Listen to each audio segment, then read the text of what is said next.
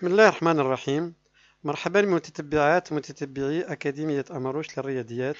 Bonjour chers élèves du troisième année collège.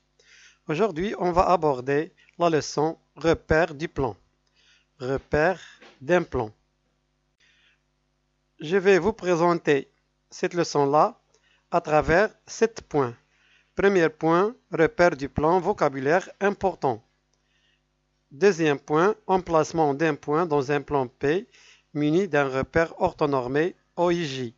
Troisième point, coordonnées d'un vecteur. Quatrième point, écriture analytique d'une égalité de deux vecteurs. Cinquième point, coordonnées d'une somme de deux vecteurs. Sixième point, coordonnées du milieu d'un segment de droite. Et enfin, distance entre deux points en utilisant leurs coordonnées.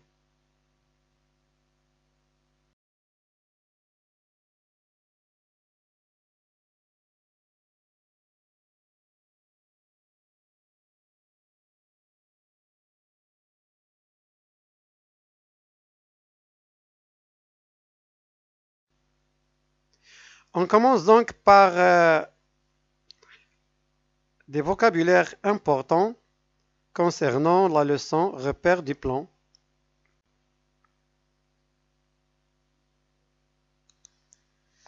Voilà donc, on a ici une droite, voilà, on l'appelle OI, une droite OI, voilà un point O, et voilà le point I.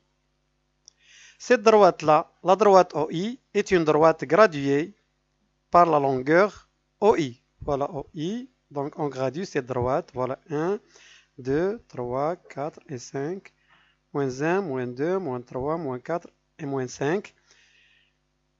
Cette longueur-là, OI, est appelée unité de la graduation. Voilà, OI est l'unité de la graduation. Chaque point de la droite correspond à un nombre réel appelé abscisse de ce point. Voilà donc le point O, son abscisse 0. Le point I, son abscisse 1. Et ainsi de suite. C'est pour cela la droite OI est appelée axe des abscisses. Voilà, axe des abscisses. On le note évidemment, la droite OX. Donc l'axe des abscisses est noté OX. De la même façon, maintenant on a la droite OJ. Voilà la droite OJ. Voilà le point O, le point J. Est une droite graduée par la longueur maintenant OJ est appelée unité de la graduation, c'est-à-dire la distance OJ, voilà, c'est l'unité de la graduation. Chaque point de la droite OJ correspond à un nombre réel appelé maintenant ordonnée de ce point. Voilà donc ces nombres-là, ces nombres réels, sont appelés ordonnées des points qui appartiennent à cette droite-là, OJ. C'est pour cela la droite OJ est appelée axe des ordonnées noté OY. Donc voilà l'axe des abscisses noté OX. Voilà l'axe des ordonnées noté OY. Le point O donc a pour abscisse le nombre 0 et comme ordonnée le nombre réel 0. Voilà le point O, voilà son abscisse et son ordonnée. On écrit tout simplement le point O entre parenthèses 0, 0. Le premier 0, c'est-à-dire l'abscisse du point O. Le deuxième 0 est l'ordonnée du point O. On ne lit pas O, 0, 0 entre parenthèses. On lit le point O a pour coordonnée 0, 0 ou bien a pour abscisse 0 et a pour ordonnée 0. Le point I, voilà, a pour abscisse 1 et comme ordonnée 0. Et on écrit le point I a pour abscisse 1 et pour ordonnée 0. Le point J, voilà, a pour abscisse 0 maintenant et comme ordonnée 1. on écrit tout simplement J avec les parenthèses 0, 1. Et on lit le point J a pour abscisse 0 et comme ordonnée 1. Ou bien 0, 1 sont les coordonnées du point J. Voilà donc toujours avec les vocabulaires importants de cette leçon-là.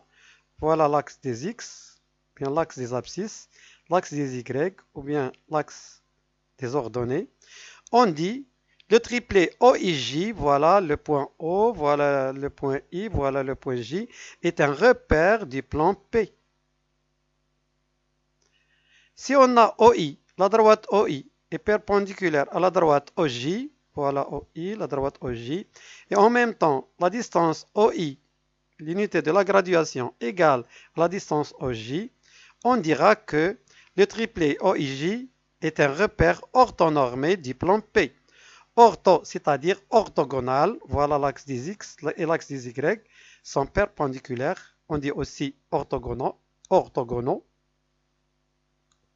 Un axe est orthogonal à cet axe-là. Donc le triplet OIJ est un repère orthonormé. Ortho, c'est-à-dire orthogonal, normé, c'est-à-dire la distance OI égale à la distance OJ. On dit aussi que le plan P est muni d'un repère orthonormé OIJ. Donc le plan P, voilà, qui est l'ensemble des points. Ce plan P est muni d'un repère orthonormé OIJ. On pose le vecteur OI égale au vecteur I. Et le vecteur OJ égale au vecteur J.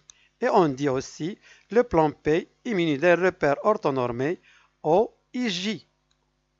À la place du point I et du point J, on peut écrire le vecteur I qui correspond au vecteur OI, voilà OI, et le vecteur J, petit j, qui correspond au vecteur OJ. O donc est l'origine du repère OIJ. O est l'origine du repère OIJ. Le vecteur I est le vecteur directeur de la droite OI. Voilà la droite OI.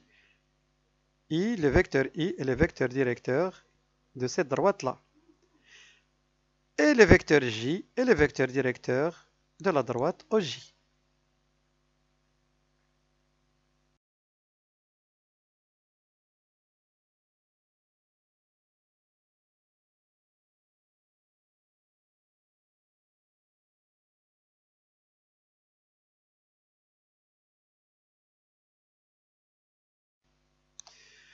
On passe maintenant à l'emplacement d'un point dans un plan P muni d'un repère orthonormé OIJ. Voilà donc le plan P. Voilà le plan P muni d'un repère orthonormé OIJ. Voilà OIJ. Donc on commence par placer les points suivants. Donc le point O qui a pour abscisse 0 d'ordonnée 0 se trouve, voilà, ici le point O. On a dit tout à l'heure que le point O est l'origine du repère orthonormé OIJ. Donc voilà le point O d'abscisse 0 d'ordonnée 0. Le point I, comme on a vu tout à l'heure, a pour abscisse 1 d'ordonnée 0, donc il se trouve ici. Voilà le point I d'abscisse 1 et d'ordonnée 0. Le point J d'abscisse 0 d'ordonnée 1, il se trouve ici. Donc voilà le point O, le point I et le point J. Et on continue. Si on a un point A d'abscisse 3 et d'ordonnée 0, on va le placer, on va placer ce point-là, c'est-à-dire le point A, ici. Donc le point A sera ici. L'abscisse 3 et l'ordonnée 0. Le point B d'abscisse 0 d'ordonnée 3, donc l'abscisse 0, l'ordonnée c'est 3, donc le point B se trouve ici. Donc voilà le point B d'abscisse 0 d'ordonnée 3. Le point C d'ordonnée 3, d'abscisse 3 et d'ordonnée 4, voilà l'abscisse 3, Voilà, donc l'abscisse 3. L'ordonnée 4. Voilà, donc les pointillés. Donc, l'intersection de ces deux droites-là, on peut considérer que ces droites-là, c'est droite perpendiculaire à l'axe des abscisses, et ces droites-là est perpendiculaire à l'axe des ordonnées. Donc l'intersection, c'est le point C d'abscisse 3 et d'ordonnée 4. Voilà donc le point C. Le point D, pour le placer, on commence par l'abscisse moins 3. Voilà l'abscisse moins 3. Voilà. L'ordonnée 4. Voilà l'ordonnée 4. Donc, le point D sera ici. Voilà le point D d'abscisse moins 3 d'ordonnée 4. Le point E, son abscisse moins 2, son ordonnée moins 3. On dit aussi les coordonnées du point E sont moins 2 et moins 3. Donc voilà moins 2 comme abscisse, moins 3 comme ordonnée, et le point E se trouve ici. Voilà le point E, l'abscisse moins 2 d'ordonnée moins 3. Et enfin, placer le point F d'abscisse 3 et d'ordonnée moins 4. Voilà l'abscisse 3, donc l'axe des abscisses toujours ici. L'abscisse 3, l'axe des ordonnées, voilà, moins 4. Et le point F se trouve ici. Voilà donc, on a placé les points O, I, J, A, B, C, D, E, F dans le plan P muni d'un repère orthonormé O, I, J. On passe maintenant aux coordonnées d'un vecteur. Coordonnées d'un vecteur. Voilà, on a un plan P toujours, un plan P muni d'un repère orthonormé OIJ. Voilà O l'origine. Voilà OI, voilà OJ, l'axe des abscisses, l'axe des ordonnées. On commence donc, on a le point A, regardez ici, le point A d'abscisse XA d'ordonnée YA et le point B d'abscisse XB d'ordonnée YB. Voilà, on va chercher les coordonnées. Donc les coordonnées du point A sont XA, YA, les coordonnées du point B, XB, YB, et on va chercher les coordonnées du vecteur AB. Voilà le vecteur AB. On a donc le vecteur AB, voilà, égal au vecteur AC, regardez AC, plus CB, le vecteur CB, d'après la relation de Chasles. Donc le vecteur AB, le rouge, égal au vecteur AC, plus le vecteur CB. Et on sait que le vecteur AC, voilà le vecteur AC, égale au vecteur, ce vecteur-là. Il n'a pas de nom, mais ce vecteur-là. Et ce vecteur-là s'écrit en fonction de I, qui est le vecteur directeur de l'axe des abscisses, égal à XB, voilà, XB moins XA multiplié par I. Donc, AC égale à XB moins XA multiplié par I. Et en même temps, CB, voilà CB, ce vecteur-là est égal au vecteur-là. Et ce vecteur est égal à YB moins YA multiplié par J, petit j, puisqu'on a dit que le vecteur OJ égale au vecteur petit j. Donc, le vecteur AC égale à XB moins XA fois multiplié par I, le vecteur I, et CB égale à YB moins YA, voilà, cette distance-là, YB moins YA, multiplié par J. On a considéré évidemment que XB est supérieur strictement à XA, YB strictement supérieur à YA. Donc, le vecteur AB sera égal au vecteur AC qui est égal à XB moins XA multiplié par I, le vecteur I, plus YB moins YA multiplié par le vecteur J.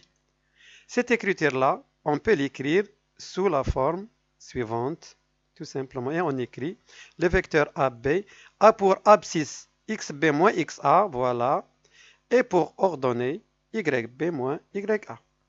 Donc, si on a deux points A et B ayant respectivement les coordonnées XA, YA et XB, YB, on écrit tout simplement les coordonnées du vecteur AB sont xb moins xa comme abscisse, yb moins ya comme ordonnée.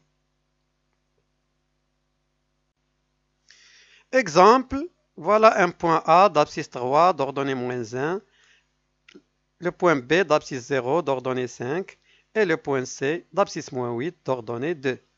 On va déterminer les coordonnées du vecteur AB, comme on a vu tout à l'heure que le vecteur AB a pour abscisse xb moins xa, xb moins xa, et pour ordonnée yb moins ya.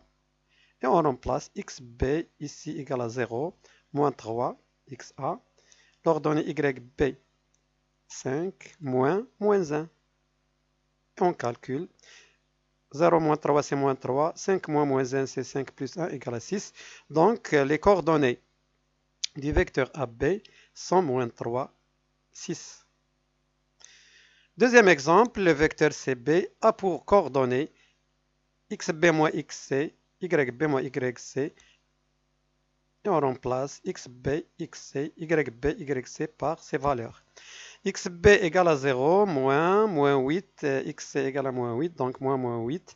yb égale à 5, voilà 5, moins 2.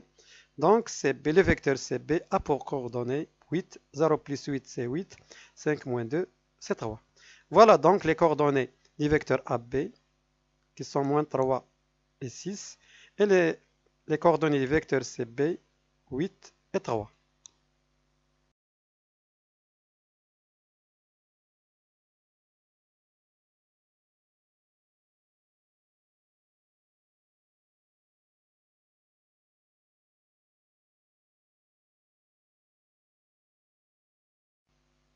Voilà donc on a terminé cette leçon-là, repère d'un plan. Merci de votre attention et au revoir.